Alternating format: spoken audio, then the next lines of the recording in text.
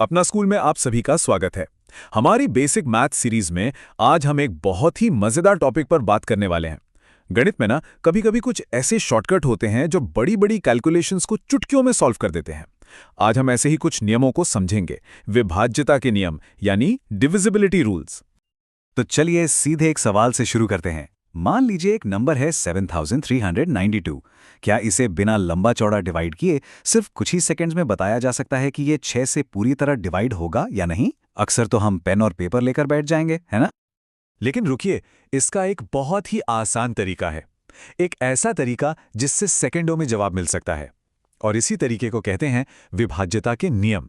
ये नियम मैथ्स के वो जादुई ट्रिक्स हैं जो लंबी लंबी डिवीजन किए बिना ही हमें जवाब बता देते हैं। तो ठीक है, चलिए शुरू करते हैं। सबसे पहले उन रूल्स को देखते हैं जो सबसे आसान है। इन्हें हम लास्ट डिजिट वाले नियम कह सकते हैं क्योंकि इनमें बस नंबर का आखिरी अंक देखना होता है। सबसे पहला और सबसे बेसिक रूल 2 से डिविजिबिलिटी का। कोई भी नंबर 2 से डिवाइड होगा अगर उसका आखिरी डिजिट 0, 2, 4, 6 या 8 हो। मतलब अगर वो एक इवन नंबर है, जैसे 348, आखिर में 8 है तो ये 2 से डिवाइड होगा। कितना सिंपल है। ठीक इसी तरह 5 का रूल भी बहुत सीधा साधा है। अगर किसी नंबर का आखिरी डिजिट 0 या 5 है तो वो नंबर 5 से पूरा पूरा डिवाइड हो जाएगा।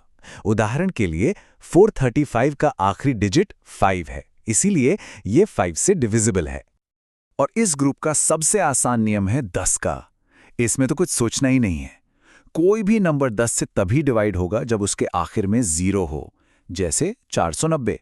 कोई और शर्त नहीं, बस आखिर में 0।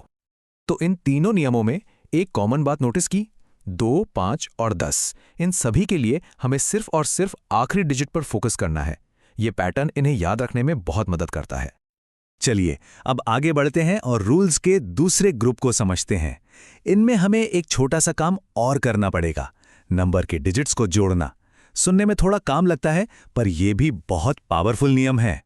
तो 3 का नियम क्या कहता है? ये कहता है कि अगर किसी नंबर के सारे डिजिट्स का टोटल 3 से डिवाइड हो जाता है तो पूरा नंबर भी 3 से डिवाइड हो जाएगा। चलिए 423 का एग्जाम्पल लेते हैं। इसके डिजिट्स हैं 4, 2 और 3। अब इनको जोड़ते हैं। 4 + 2 + 3 हुए 9। अब क्या 9 3 से डिवाइड होता है? बिल्कुल होता है। तो इसका मतलब 423 भी 3 से डिवाइड होगा। अब 9 का नियम तो 3 के नियम का जुड़वा भाई जैसा है, एकदम सेम लॉजिक। अगर किसी नंबर के डिजिट्स का टोटल 9 से डिवाइड होता है तो पूरा नंबर भी 9 से डिवाइड होगा। जैसे 378, इसके डिजिट्स को जोड़ें, 3 + 7 + 8, ये हुआ 18। क्योंकि 18 9 से डिवाइड होता है तो 378 भी होगा। तो यहां पर सबसे जरूरी बात क्या है? 3 और 9 दोनों के लिए डिजिट्स को जोड़ना है। फर्क बस इतना है कि 3 के लिए टोटल 3 से डिवाइड होना चाहिए और 9 के लिए टोटल 9 से डिवाइड होना चाहिए। ये सिमिलरिटी और एक छोटा सा डिफरेंस दोनों को याद रखना एकदम आसान बना देता है। अब आते हैं हमारे आखिरी ग्रुप पर, स्पेशल केसेस। इन नियमों में या तो थोड़ा सा ट्विस्ट है या फिर हमें एक से ज्यादा चीजें चेक करनी पड़ती हैं। 4 का रूल थोड़ा सा अलग है। यहां हम सिर्फ आखिरी डिजिट नहीं बल्कि आखिरी 2 डिजिट से बने नंबर को देखते हैं। अगर वो 2 डिजिट वाला नंबर 4 से डिवाइड हो जाता है तो पूरी की पूरी संख्या भी 4 से डिवाइड हो जाएगी। जैसे 912, इसमें आखिरी के 2 डिजिट्स क्या हैं? 1 और 2, मतलब 12। क्योंकि 12 4 से डिवाइड हो जाता है तो 912 भी डिवाइड होगा। और अब वापस आते हैं उस सवाल पर जिससे हमने ये सब शुरू किया था, 6 से डिविजिबिलिटी। इसका नियम एक पजल जैसा है जिसे सॉल्व करने के लिए हमें 2 चाबियों की जरूरत पड़ेगी। पहली चाबी है 2 का नियम। सबसे पहले हमें यह चेक करना होगा कि क्या वो नंबर 2 से डिवाइड होता है, यानी क्या उसका आखिरी डिजिट एक इवन नंबर है। और दूसरी चाबी है 3 का नियम। हमें यह भी देखना होगा कि क्या उस नंबर के डिजिट्स का टोटल 3 से डिवाइड होता है। तो इससे क्या पता चलता है? 6 का नियम एक कॉम्बो रूल है। कोई भी नंबर 6 से तभी डिवाइड होगा जब वो 2 और 3 दोनों के रूल्स को पास करे। जैसे 132, इसका आखिरी डिजिट 2 है तो ये 2 का टेस्ट पास कर गया। और इसके डिजिट्स का टोटल 1 + 3 + 2 है 6, जो 3 से डिवाइड होता है तो ये 3 का टेस्ट भी पास कर गया। क्योंकि इसने दोनों टेस्ट पास कर लिए, इसलिए 132 6 से भी डिवाइड होगा। तो लीजिए, अब आपके पास मैथ्स के कुछ बहुत ही शानदार टूल्स का एक पूरा सेट है।